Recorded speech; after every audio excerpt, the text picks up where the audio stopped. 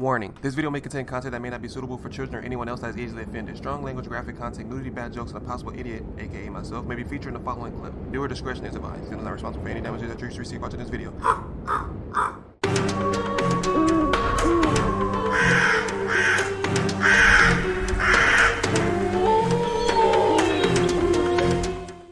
Hey, what's up, y'all? It's Zems, and welcome back to Happy Halloween video. This video is by Mr. Nightmare, so if you guys haven't already, be sure you shoot down the description box. Come on, link, go watch the video in entirety, because I'm going to be pausing and stopping and talking through the whole thing. Thank you guys so much for all the recent support and all the patience that you guys been giving me, man. I'm doing my best to upload these videos. It's a lot of stuff happening, so thank you guys for sticking with me. I really appreciate that. I hope you guys had a really good Halloween and nothing really happened, and everybody's able to enjoy themselves and nothing escalated and caused any injury or harm to you or your loved ones. Make sure you are checking your kids' candy, because everyone does have a pure heart, as you know this by all the videos that we react to or the situations that we encounter here on the channel. One of the crows named Emily, a part of the nest, told me that somebody in Walmart got attacked by a dude in a ninja suit with a samurai sword inside of Walmart. I think Walmart's the new Kmart. I think Kmart was mostly where all the ratchet activity, ghetto stuff was happening on, but then all the Kmart's closed. I think everybody went over to Walmart. So if you work at Walmart, I'm pretty sure that you should be getting some type of hazardous pay, because your life's in danger like 24/7, like 100%. Walmart's not the place to be. If you work inside Walmart, make sure you keep that thing on you, because you never know when you have to go. But for now, let's get it. Let's go. Trick-or-treating horror stories. Story 1 by Brody Baxton in Zems. Experienced a sketchy situation on Halloween a couple years ago. My cousin came over for Halloween that year just to go trick-or-treating. I was 15 at the time, and I know that's a bit old for trick-or-treating, but hey, it's free candy. My cousin was also 15, and we were planning on taking it easy that Halloween and just hitting enough houses to make a reasonable haul before we went home. My friend and his younger brother went with us, but we eventually went our separate ways. It was pretty busy, and there was a whole lot of kids at every house with decorations up. My cousin Jack and I decided to hit some of the houses with lights on, with no kids already on the front stoops. Lots of houses that we had already hit before that had no decorations up and had lights on all had people inside ready to deliver candy to trick-or-treaters. But all the other kids, I know for a fact, target the heavily decorated houses.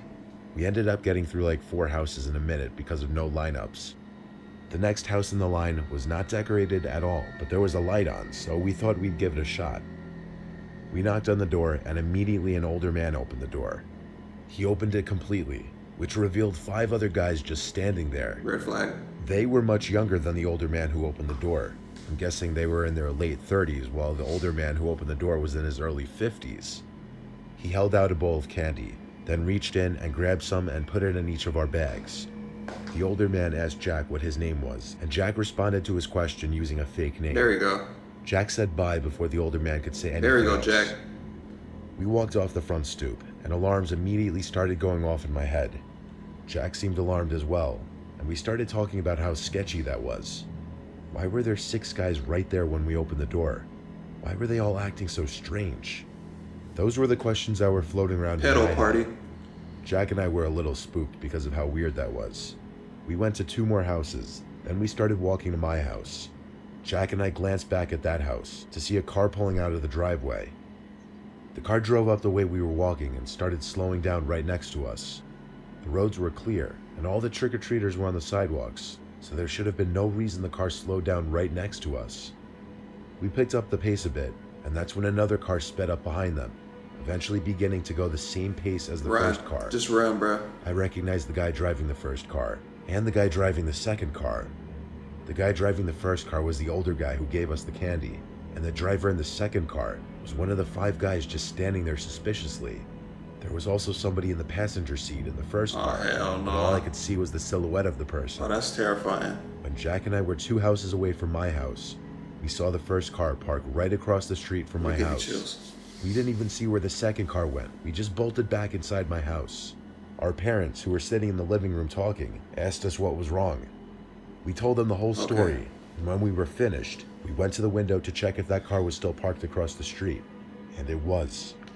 but then 5 seconds after I checked, it drove off. See, that's a bad thing. Of course, they didn't know no better, but if you're getting followed, the worst place you can go is home. Because one, they're going to follow you to know where you're living at. And if they're a pedophile like that, they're going to follow you so that they can know where you're at and when they can pick you up or when they have the chance, the opportunity to kidnap you. So, I mean, obviously they're kids. They don't really know. They don't really think about that. But that's pretty much, I'm sure that's what he's going to do. I'm pretty sure Halloween's going to pass, or he's going to come back that same night and try to sneak through the window or do something outrageous. You know what I'm saying? Me, the life hack for you guys, get your notepad and pen down. I'm about to tell you guys where you can get the best candy from. Go to the rich neighborhoods. That's what we used to do.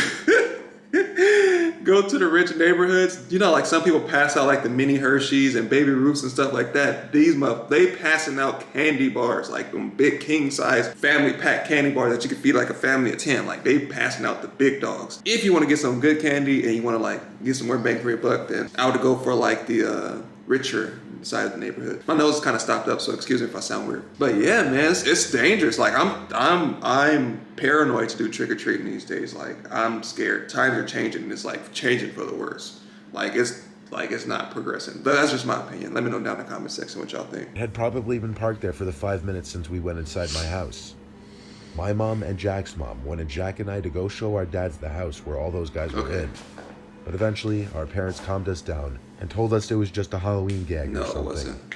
Though I have my own theory on what was going on.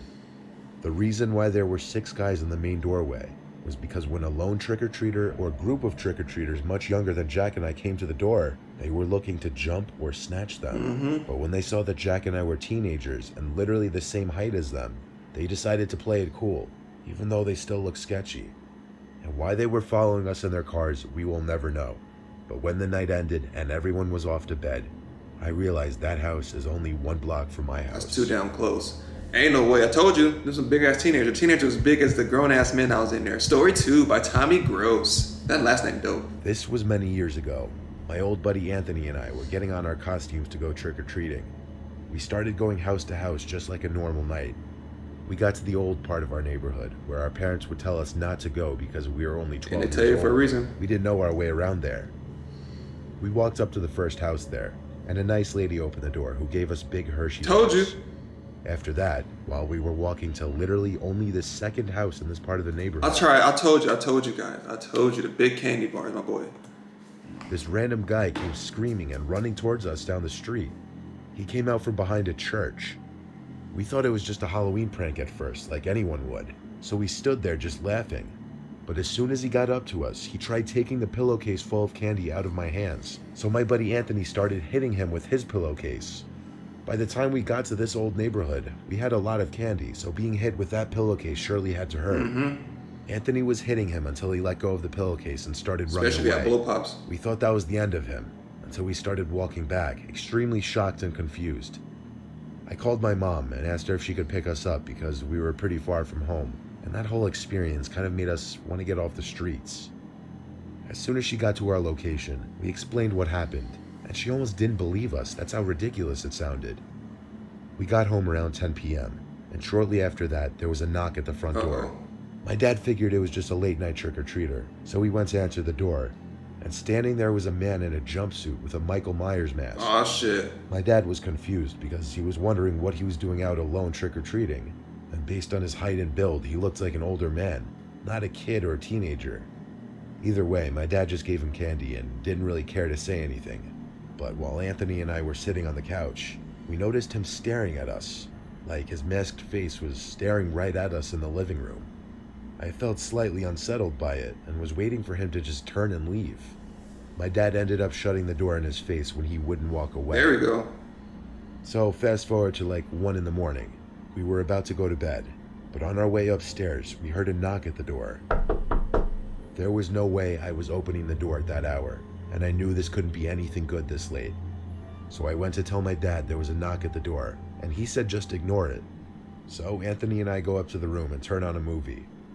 Anthony heard something though, and told me to mute the TV, and when I did, I heard it too. I'm getting scared now.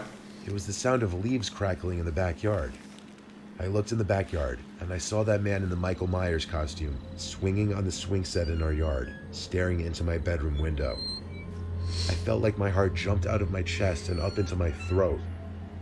It's like he was purposely recreating a scene from a horror movie to scare us. But it's okay. He can recreate the movie all he wants to, but be prepared for the director's cut featuring Zems, because I'm about to blow a hole right in your chest, bro, on the swing set. The special ending, bro. It's just like a Marvel movie. You get that alternate ending at the end. This is now, oh my God, it's behind the scenes. Zems, I didn't know you had 60 rounds on you. Ain't no way you about to be on a swing set. Like, why even have a swing set anyway? That's creepy. That's like the red flaggest thing that you can have. I just made up a word, red flaggest. You heard it here first. That's most like the red flaggest thing that I've ever seen. Like, I would never want a swing set because, for one, when that shit starts swinging back and forth, you don't know if it's the wind, you don't know if it's a spirit sitting on it, you don't know if it's cursed. Like, you know what I'm saying? That's the most thing telling all of the passed away demon kids to come and be like, hey man, enjoy your time here in the afterlife on this swing set, especially if it's a wooden one. Get rid of it, bro. I don't do no tires from the swinging trees, no trampolines, bro, none of that stuff. It's all coming inside the house, bro. Ain't no way I'm getting a swing set outside in the backyard, especially during Halloween. I'm putting a tarp over it or something during Halloween. Swing sets are bad juju's. I ran into my dad's room and told him that the man in the Michael Myers costume was on our swing set. He took on this expression of shock and concern just like ours, and he looked outside, but he didn't see anyone there. Then, right when we were looking, we heard a knock at the back door. My dad went downstairs to the door, but nobody was there. This man was toying with us, harassing us to scare us. It had to be a Halloween prank. My dad was equally concerned now. All of a sudden, I heard my mom scream in the other room. So Anthony, my dad, and I ran upstairs to see the man in the Michael Myers costume standing at the end of the bed staring at my mom. Shot. My dad told Anthony and I to run and call the police. My friend and I ran downstairs and grabbed the nearest phone. We called 911 and told them that a man dressed as Michael Myers had broken into our house. The operator asked if everyone was all right. I said he's upstairs, and my dad has him, but we needed cops immediately. She told me to stay on the phone and that police were en route to the house. From upstairs, there was the sound of my dad screaming, followed by their sliding window being pushed open. The two of us ran upstairs to see my mom and dad lay on the floor. Away. My mom was crying, and my dad's nose was bleeding. My dad said the man jumped out through the window. When the police arrived, Anthony, my dad, and I told them everything we could. They did a sweep of the property inside and out, which took about 20 minutes, and the premises was clear. I think that might have been my last year trick-or-treating, and for good reason. I still wonder if the man that tried to take my candy was the man wearing the Michael Myers costume, and I deeply regret leaving that part out of the story we gave to the police. You see, that's like, I don't know. That's why I tell you guys, man, I don't keep preaching every video. Make sure you have something to protect yourself. The police, don't get me wrong, they cool and all, and you need them, they'll come, but the response time, you don't know if they're busy, if they're on another call, you know what I'm saying? Like, you gotta be ready for you. Like, imagine if he did have a gun or something, or a knife, and you're like, oh, go call the police, and then you went downstairs, and then he just overpowered the husband and the wife and got away, which pretty much means he beat up the husband, he broke his nose. He must have hit him like one good time and then just let the door open and ran. He got away now. And what if he goes in and he starts getting more bold and he starts trying to kill people when they sleep and do extra stuff like next Halloween? Like, see, nah, man. He would have had to leave that house in the casket, bro. He would have been like the Undertaker. He'd have to rise up out the casket, bro, because that's the only way you're getting up out of here, bro. And if you're going through the window, it's going to be you landing on your head. You're not landing on your feet, bro. Story 3, anonymous. If it's anonymous, you know it's about to be... Halloween was always one of my least favorite days of the year. I never had a lot of friends in middle school or high school, so I never really had any plans on Halloween. I had no friends. In middle school, I didn't really go trick-or-treating, and in high school, I never really went to any Halloween parties. This was also at a time when my sister was away at college, so due to the fact that my parents were hardly ever home, I'd usually be home alone. This was one of many Halloween nights that I was left home alone. Halloween was on a Friday this particular year, so kids were out in droves and later than usual. My parents were gone for the week. My mom left a bunch of bags of candy for me to hand to kids. I got kind of sick of the doorbell ringing every 5 minutes all day, so eventually I just poured an entire bag of candies into a plastic bowl we had in the kitchen milk duds. My mom never really liked leaving a bowl on the stoop, but she wasn't there, so what was she gonna do? That lasted a good while because the constant ringing of the doorbell stopped for a couple hours at least, Butterfinger. and when the bowl was empty, I refilled it. Oh, you scared me. I wasn't expecting to hear the doorbell again the rest of the night because even if the bowl were emptied, I assumed people would know not to bother ringing the bell at a house with an empty bowl.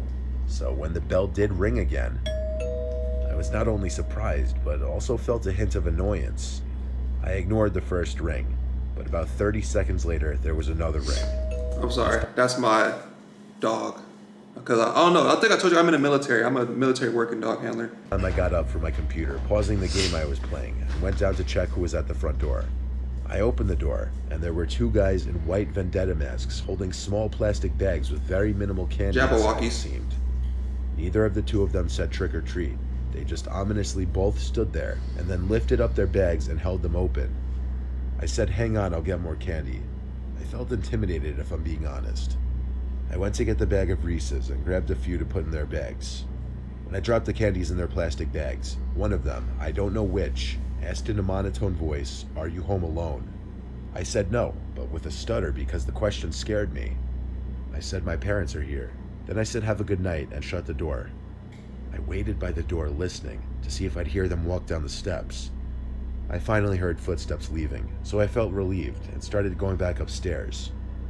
But that question, "Am I home alone?" kept haunting me.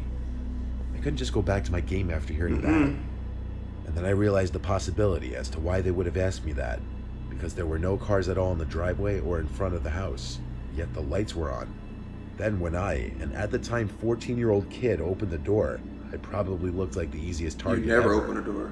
My paranoia was clearly justified though, because while sitting at my desk trying to get back into my game, I heard this loud bang from my window. I was on the second floor, so clearly something was just thrown at the window. My heart started to pound the inside of my chest again. In response, I turned off the computer screen and desk lamp to bring darkness into the room. I then looked out the window, and though I couldn't see anything out there because it was too dark, another object was thrown at the window right in front of me, this one scaring me even more than the last. It sounded like a rock. I instantly felt this intensifying sense of danger. I ducked back down behind the window and left my bedroom. I didn't have a cell phone at the time, only an iPod Touch, so I had to get to the kitchen house phone. I crawled my way down the stairs so not to be seen through any of the windows. I got to the kitchen phone and dialed 911, but I think they saw even just the light from the little screen of the phone, because there was suddenly an aggressive banging on one of the kitchen windows. By now I was on the phone with 911 begging for help. As I crouch walked out of the kitchen and towards the back door, I screamed, realizing there was one of the guys in the vendetta masks on the other side of the back door, trying to open it. I started screaming into the phone for help, but around the same time, a familiar voice was calling from the other side of the front door. It was our next door neighbor, Chris. There we go, Chris. I rushed to answer the door and he came in, clearly happy to see I was okay. He took the phone from me and spoke to the police for me. He saw the two masked men enter my backyard from his kitchen window and saw them throwing multiple things at the windows of the house. By the time any police officers arrived at the house, those two masked men clearly knew better than to have stuck around. Chris invited me to sleep at his place for the night just to be safe. He was good friends with my dad before he moved, so he really didn't mind helping me. Having good relations with your neighbors may just save your life one day, you never know.